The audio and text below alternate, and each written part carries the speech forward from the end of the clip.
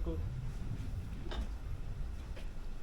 cool. Thanks everyone for coming to our FPD Encore. We are Auxilio Robotics and we are building robotic assistants for the future. Auxilio Robotics comprise of two things basically. Humans at Auxilio, Praveen, Shivam, Atharva, Shaolin and myself Abhinav. We are advised by Professor Zachary Erickson of Robotics Institute and Professor Jonathan Bisk of LTI. And we also have a cool robot, Alfred, which is a friendly indoor robot that can perform low-risk assistant tasks for elderly patients inside assistive living facilities. I'm gonna run you through the sequence of events that's gonna happen today. First, we'll go through the motivation, why Alfred is even needed. Then we'll recap some of Alfred's abilities, which we showed you in SVD and FPD as well. We'll also go through our progress in actually deploying this robot into a real assistive living facility. Then we'll give you a brief dive into the tech stack of a robot. And finally, we'll show you a cool demo. Hopefully, you will all love it. So why Alfred? Why do we even need Alfred? Turns out that there is a huge labor shortage in the industry and about 238,000 people have lost their jobs in nursing homes and assistive living facilities. Which leads to poor quality of care for elderly patients. This is primarily because of the challenging worker hours and the nature of the job itself, including inadequate pay.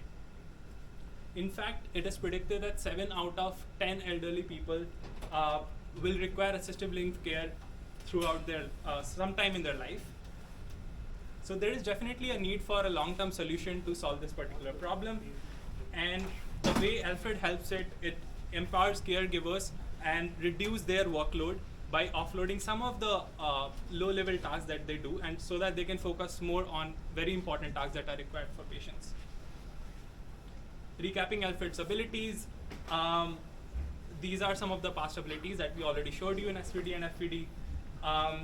So as you can see in this video, we are giving it a verbal command. The nature of the command is, for example, can you get me a banana? And then robot interprets it and goes to a particular location and fetches you a banana and keeps it on the table. Let me mention that these commands are very specific, and our previous stack was not robust to the nature of the commands itself. But this time, as you will see, there are more add-ons to the system which will make it more robust. Coming to the video calling feature, we can also teleoperate the robot remotely and video call with the family members as needed. So what's new today? We are going to be bridging the gap between the laboratory work and the real world. In particular, we'll broadly focus on two types of questions. Can we make a difference to the people's lives using robotics today? Is it really helpful? And if yes, how will the robotic home assistants look into the future? You're gonna be getting a glimpse into that through our demo. With that, Shivam is going to present the robotic assistants. Okay. For those of you that just came, can you guys turn off your Wi-Fi just to help us with the demo? So let's talk about the robotic assistants, machines of today, right? So when we started this project, this was in the system engineering course in fall of 2022. We had these objectives, and as a team, we were really motivated to make sure that this project really adds value in the real world. These were our objectives: to improve independence, empower caretakers, and bring family members closer. And we want to do this through Alfred. So this started with, when we visited our first senior care facility in fall of 2022. And this was our first facility. We had really no idea of, what the space is like, and we wanted to talk to people in the space and understand the space. We then spoke to many other people in the space, managers, CEOs, staff members, caregivers. This was in spring of 2023 through our robotics business course, where we did customer interviews. We spoke to a bunch of people in the space, really got an idea of what the problems are and what the opportunities are for a robot like Alfred in the space. And eventually this led to us at the end of the spring semester. We went to our assisted living facility called Vitalia, which was a great success because we actually had the residents interact with the robot, use the robot, and this was covered by SCS News as well. So this is a great opportunity for us. We're all very excited to see how our robot actually functions in the real world. And this motivated us to do, in fall 2023, we wanted to deploy the robot. And that's sort of the mission we had. So we started off by going to some of the facilities that we had talked to in the past. So one was Baptist Senior Living, and the other one was Vincentian Gardens. And we went to them and we said, we really want to deploy something in your facility. What are the few use cases that you really want us to solve that you could see a robot like Alfred would be useful to you? So we decided to go with Vincentian. Vincentian is a assisted living facility in North Oakland. It's not too far from CMU, so that's also easy for us to travel to and so on. And these are the two use cases that we settled on. The first one is autonomous object delivery based on a button command from the resident, and the second one is autonomous video calling based on a button command from the resident. So these are the two use cases that we wanted.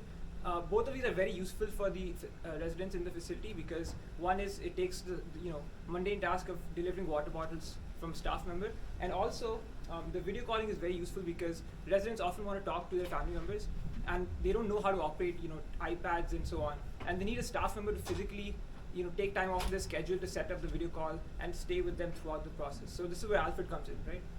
So what happened next was, so let me just talk about some of the use cases. The first is the delivery one. So there's a resident who has a button in their room and they can press the button when they want a bottle of water. So Alfred, who's operating in the corridor, says that, okay, Jake in room 401 wants one water bottle. So it then goes to pickup location for the bottle. It then brings it back to Jake, right? Similarly, Jake also has another button for scheduling a video call with their family member. So they press the button, and Alfred gets notified that Jake wants to talk to his daughter Donna, and then Alfred then proceeds to Jake's room, and on the video screen will pop up Jake's daughter Donna, right? So they can have a conversation like a normal video call, but in addition, our robot can also provide telepresence capabilities. What does this mean?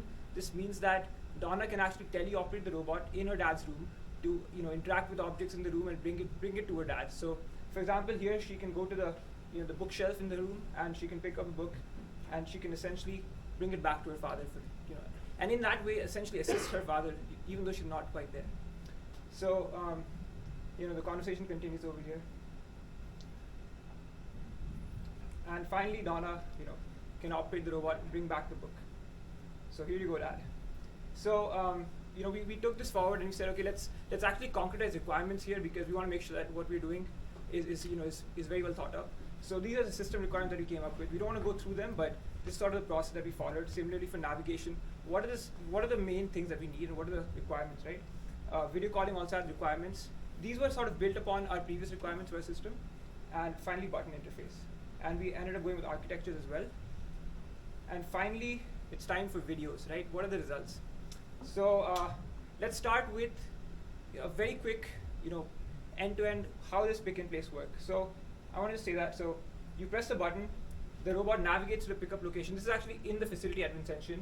It picks up a bottle, and it navigates back to the placing location. So it can avoid obstacles, and there's a placing location that it knows. So once again, there's a button press and navigates to the location.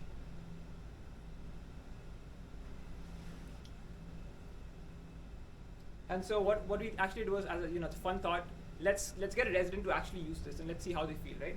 And so that's what our next thing is. Before that, we want to show you video call and task queuing as well, because the idea is that these remotes will be in every resident's room, and there's going to be one Alfred operating in the corridor, right? So each resident, whenever they want a bottle of water or they want to talk to their family member, they can press the button, and Alfred comes to them. So in this example, Shaolin has pressed a command to request Alfred to come for a video call. So Alfred essentially navigates to Shaolin, and it lines itself. Here it detects Shaolin in this video. You can see that the robot can detect humans in the video, align to them, and then the video call starts. So this is sort of the idea when Alfred navigates to the room and starts the video call. And then because there was another task queued up in the pipeline, so after Shaolin finished the video call, Alfred then went on to navigation mode, where it then navigated through the obstacles, and it picked up the bottle and eventually delivered it.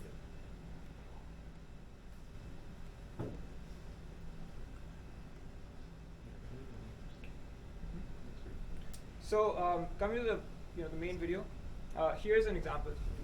So this is Chris right here. So she presses a button, and then instantly you saw the Firebase state change, which is meant for the admin.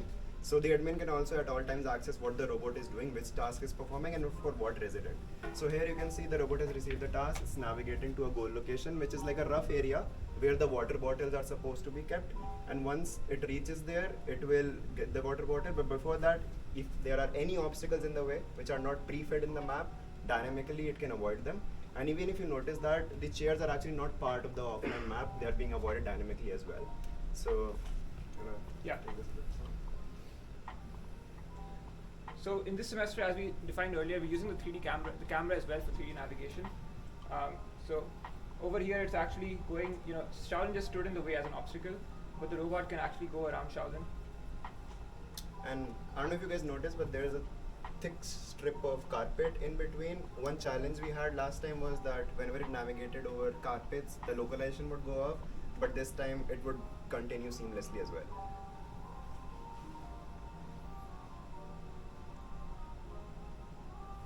So it knows a rough location. So this is the idea we had, and this is of course after discussions with them that where would you like us to place water bottles where the robot can pick them up.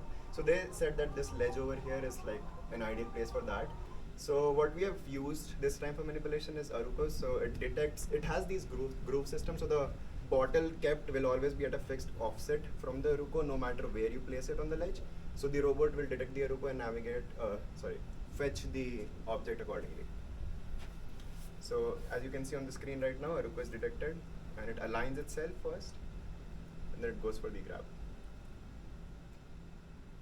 So here it grabs the bottle and so now it has already received a long horizon goal which is for the placement pipeline and it knows that I have to go all the way down the hallway to the last room and it will avoid the obstacles on the way as well. As you can see on the bottom left screen, there's a wide hallway. And then on the way as well, if there are any obstacles, the robot goes around them. You can actually go a bit back. get back to later. So once it reaches again, so this was the resident for which the task was provided, Chris. I think it's Paul. So it's Chris's room. So the robot again knows a rough area where Chris's room's door is. So the ledge is an ideal place for water placement because any delivery that happens doesn't actually go inside the rooms. It happens on these ledges.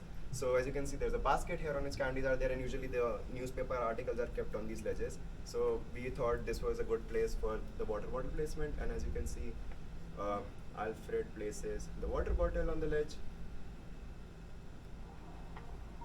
And once it does that, once it completes any task, it has a default home location which it navigates to after it's completed a task, and no other task is in queue at the moment.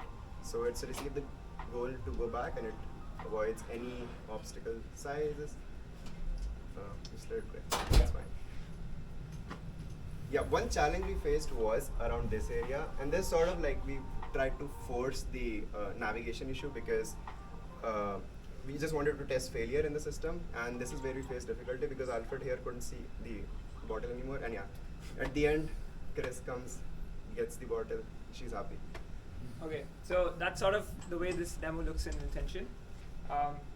And just to wrap up this, so we proved that the observation that Alfred can deliver water bottles, right? This works. Alfred can start a video call, and Alfred can also, the residents and staff members are very curious. They were excited about the robot bringing them water. We wanted to understand what it takes to deploy a robot in this real world, and now that Alfred is deployed, we want to see in the long term what's the value that Alfred can add. And so we'd like to continue operating Alfred at Vincentian just to understand and further study what it takes. So with that, let's start with the demo. So I'm going to pass it over to Praveen. Yep. So you saw how the robot actually, what robotics of the current day can be used in a real facility. So we're now going to look and see how we can use robotics and kind of build these systems of the future. Without wasting much time, let's get into the demo right away. We kind of organize in a slightly different manner, but what you're going to see is that TV right there has a visualization of everything that's running. Abhinav right there is going to give a very long command. So the command is going to last about 30 seconds. It's going to go there, pick up every object that's there, put it inside the drawer, come here, pick up the teddy bear, and then go back to place it. So this is a really challenging task. We had to come up with a lot of techniques in order to actually make this a reality. And I'm going to walk you through all the things that we implemented as the robot is operating. So let's take it off. Hey Alfred.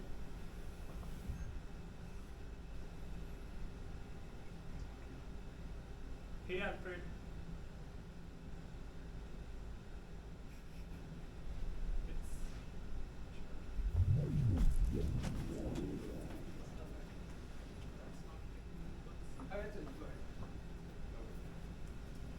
Hey Alfred.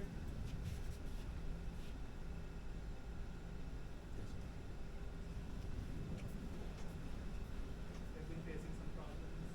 That's right. Huh? Right. Okay, cool. Hey Alfred.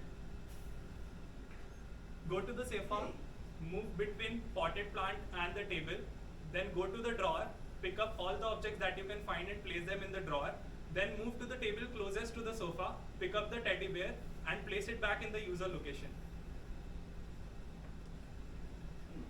Let me think. So I've given it a very long horizon command, and it's supposed to break it down to smaller navigation goals, which is done by the LLM that we have fine-tuned on. And these low-level navigation primitives and manipulation primitives we have already defined, and they're going to be executed sequentially. I think I know what to do. So this is the code that generative AI model has Moving between potted plant generated. and table. So it's going between the potted plant and the table. Potted plant is here and the table is there.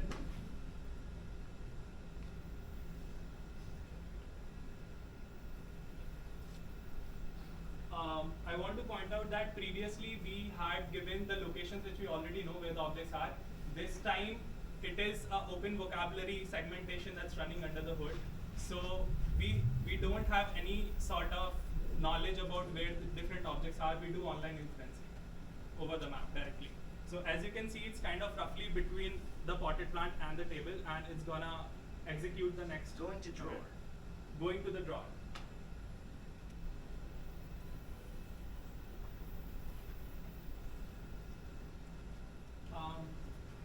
So here there is a heat map that is being generated of the map corresponding to the locations which have the highest probability of what it is related to. So for example, when we said going to the drawer, you see this bright region on the heat map.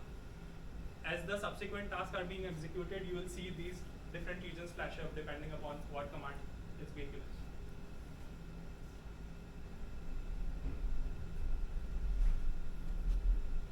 I see bottle, cup, toothbrush, apple, and marker.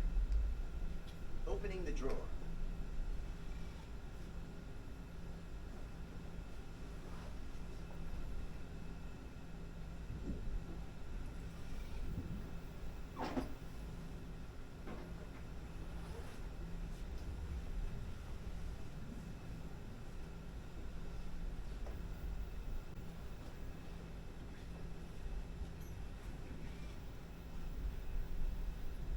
So it is aligning itself with respect to the drawer so as to open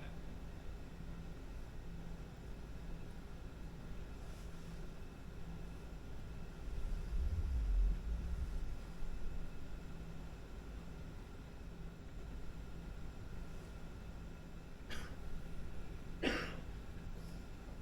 Looks like the robot's a little bit shy today, but it should eventually find its way out.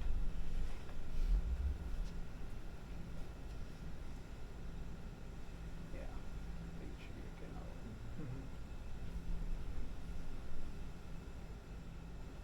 No?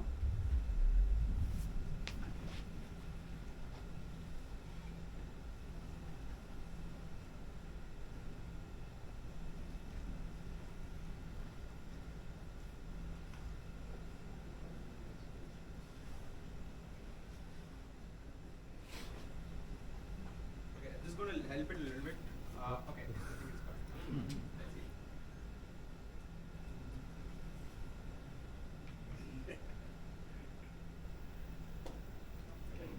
Let me think. I think I know what to do. Okay, I think we start. We'll have to restart. Could you remind us how the skills were defined or learned? Like, so could you remind us how the skills were learned, or like, did you There's a handcraft them? 200-line prompt that we are feeding to ChatGPT, GPT-4 specifically, each time we are executing a command. So we are telling like, hey, we have these specific commands available for execution, and these are the rules to generate the code. Okay. And given this command, this is the reference answer that we have here. Here's another example, here's another example, and here's a new example that the user has given to you.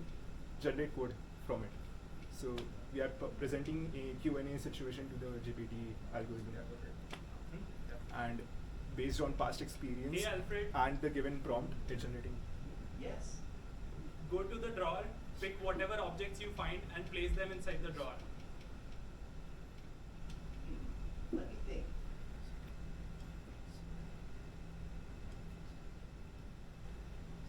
I think I know what to do.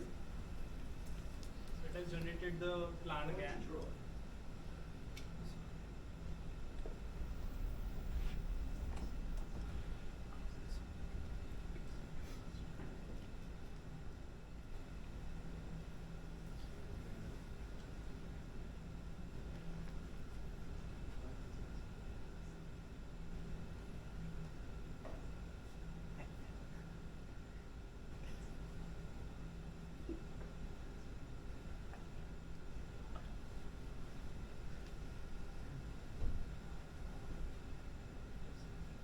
So currently, I think it's doing move back recovery, which is the behavior when it's not able to execute the plan as desired.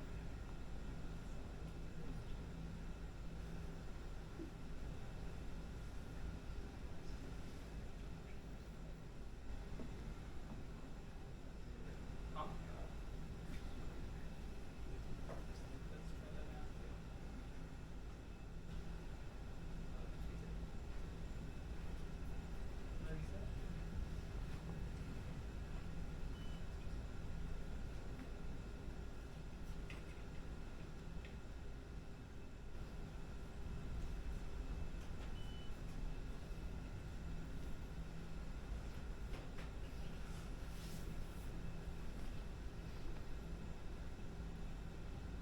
Robot demos, huh? Hey Alfred. Hey Alfred. Go to the drawer, What's up? pick whatever objects you find and place them inside the drawer. Let me think.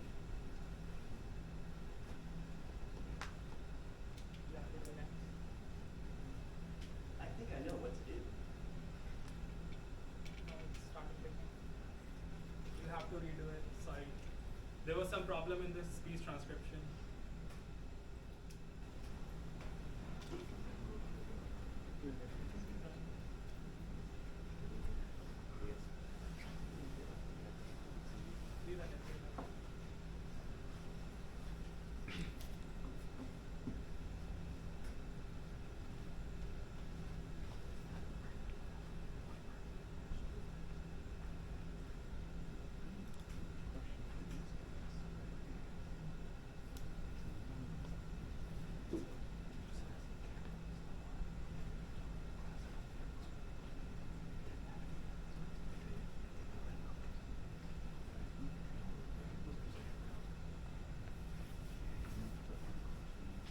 Hey Alfred.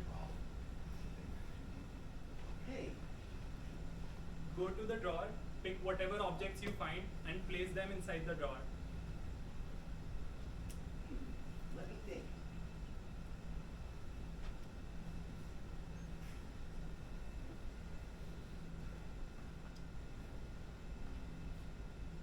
I think I know what to do.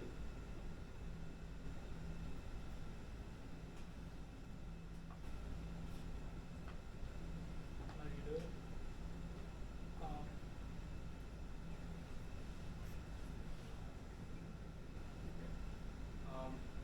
Obviously, we'll just keep retrying it, but then I think Yeah. So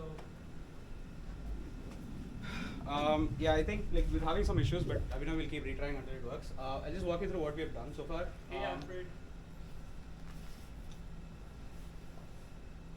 So this is a demo of the robot actually doing Yeah, exactly great. what we asked it to do. Yes. Go to the sofa, move between potted plant and the table. Then go to the drawer, find whatever objects you can. We actually ran this just a few hours back, and Abhinav is actually giving a really long command, and it's executing like 5-6 things at a time.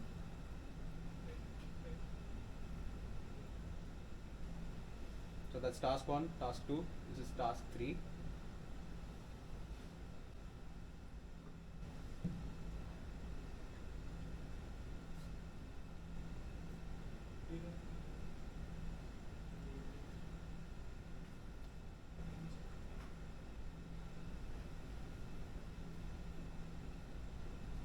And task 4.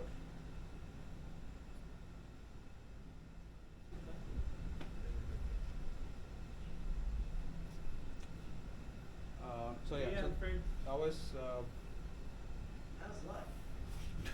Go to sofa, move between potted plant and table, go to the drawer, find whatever objects you can, and place them inside the drawer. Let me think.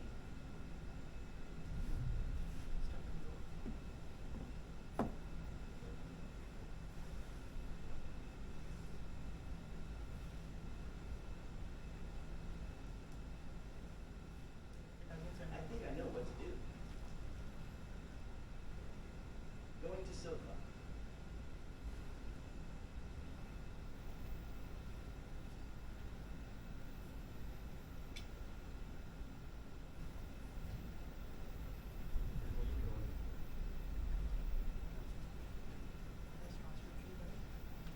So we've seen multiple points of failure today, which really shows what can go wrong in the system. The biggest bottleneck that we do have is actually our system architecture. So everything. So it has went to sofa successfully. Now it will move between. Moving between potted plant and table. So you can see it's received over here. There's a rough area between pot, table.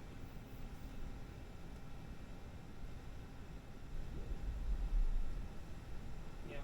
So we can see on the heat map the table as well as potted plants. are Going to highlighted. drawer. Now it will move to the drawer.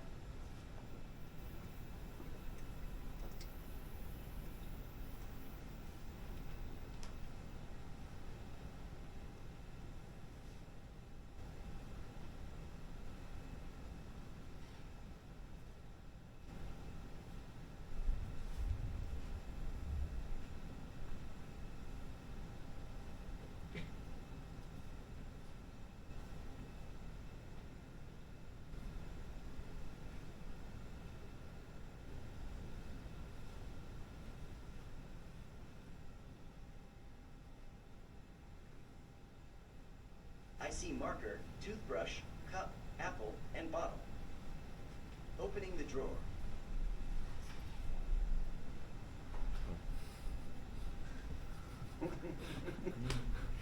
It's not going to try and pick that anyway, so it's all good.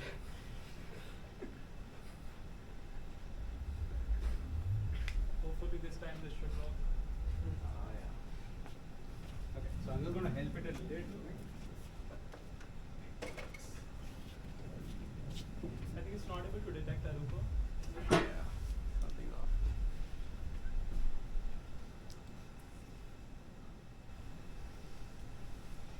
Is it just hallucinating the toothbrush, or is there a toothbrush there that I So I can? think there's a toothbrush probably somewhere Oh, in there. Oh.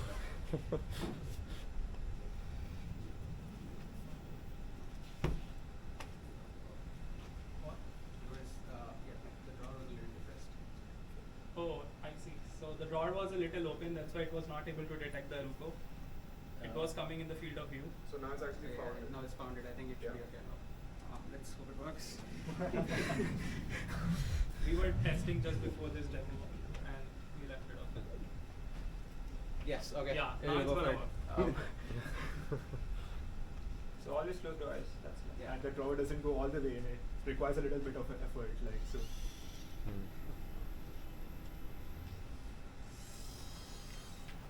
again uses the move until contact set. So the second it detects that it's just the drawer, goes down, again detects contact, pulls the drawer out.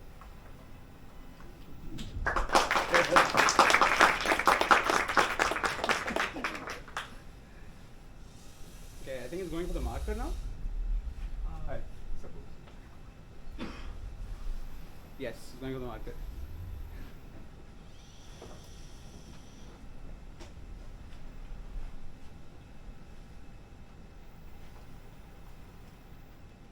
So previously with our pipeline, we were only able to pick the objects with significant size.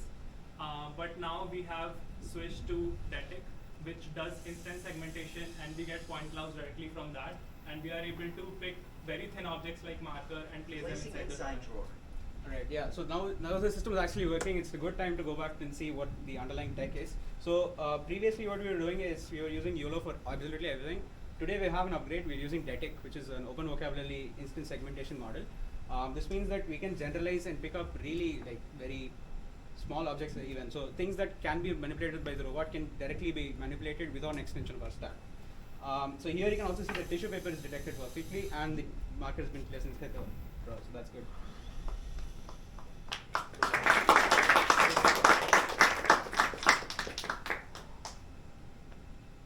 Picking cup. So it's gonna try picking up now.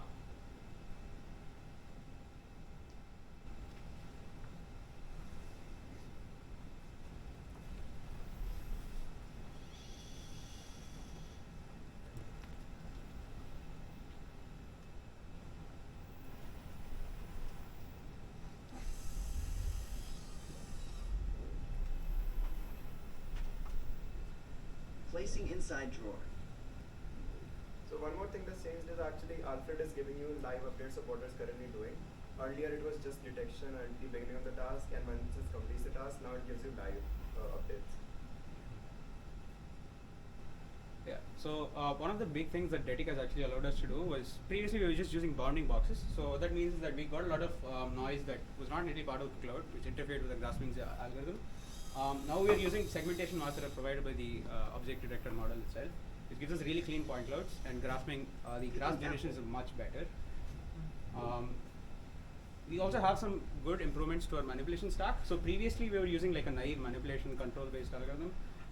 Now the robot can actually perceive the world around it and avoid obstacles. So here you can see that it's actually avoiding the chair in order to reach a grasp post that's not really collision free initially.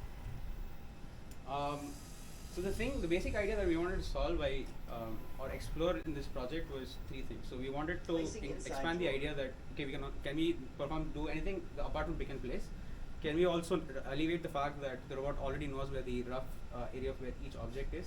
And can we expand the fact that the robot only understands natural language commands? And we have done all three. So you're seeing raw manipulation right now.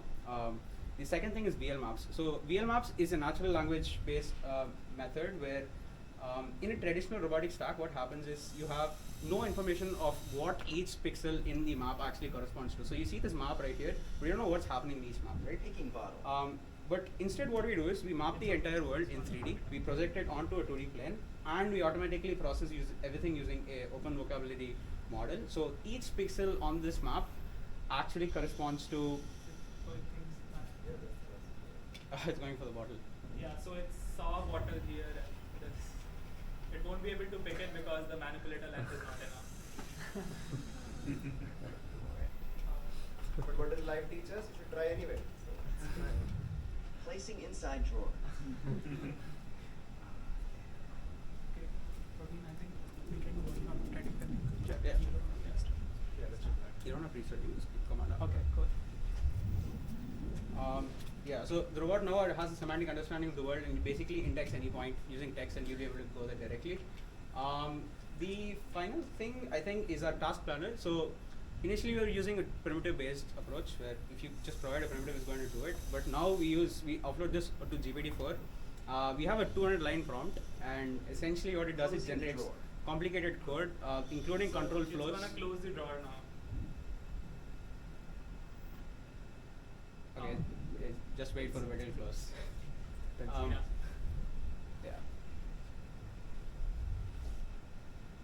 Yeah. So the advantage of this is that you can give commands in a really convoluted manner. It does understand what you say. So here is someone speaking in a pirate tone, and it still pretty much does what you want it to.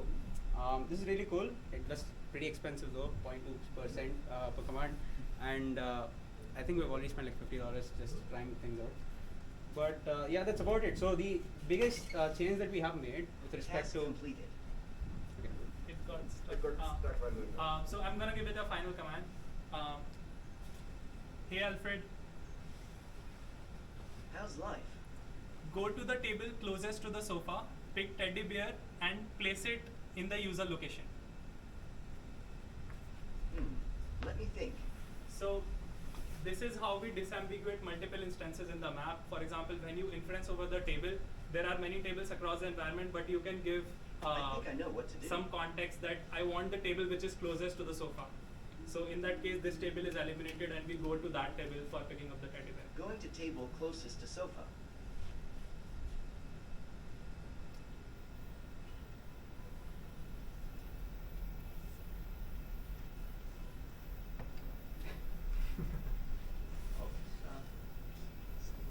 Still open the door, you know. Laptop. I think it's okay.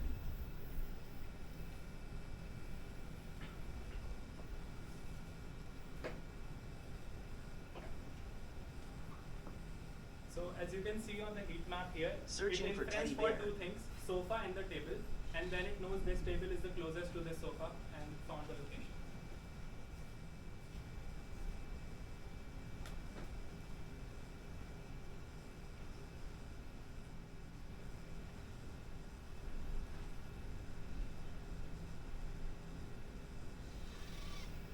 So it's found the teddy bear. Should go for the grass now. Picking teddy bear.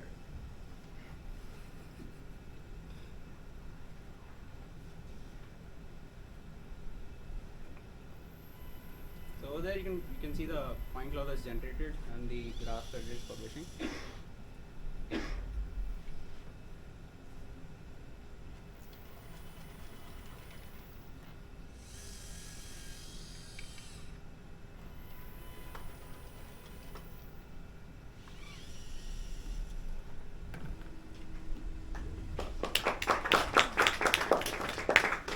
Going to user. I think we probably should call it after the teddy bear gets dropped off. So our entire demo was supposed to be one big command, and we just operated. But obviously, due to some issues, we had to break it into chunks. And in real But life, yeah. who gives that longer command anyway? Real life, who has drawers? I just want to reiterate what the problem was, why we were not able to do this demo successfully initially. This drawer was slightly open and it was not able to see the Ruko marker which it uses for alignment. As soon as we fixed it, the demo worked.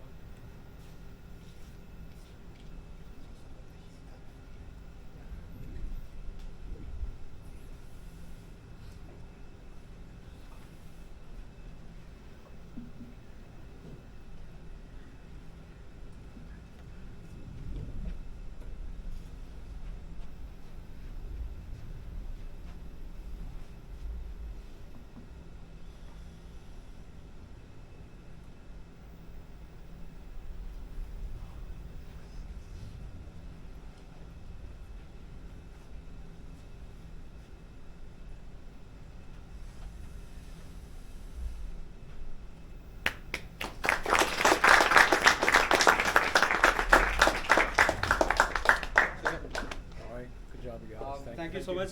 Just a quick round of gratitude. We really like to thank Greg, who's the person who maintains the space. He's been super helpful to us, and we've taken a lot from him. We hope to definitely pay it back. So big round of applause. So, and Professor Oliver, who's not here, but both the robots that we do have, the one which is at Vincentian and the robot that's running right now actually belongs to him. Without him, again, we would have probably not be able to work as efficiently or even do the project. And Professor Dimi, John, and Sarah have been, of course, like constant sources of support for the entire project. They've been very supportive. And we've also had wonderful mentors. They've allowed us to pretty much explore any direction that we want to without forcing us. This is a quick picture of us at the demo. Everyone's happy. Okay, thank you so much, guys. Thank you so much. Thank you.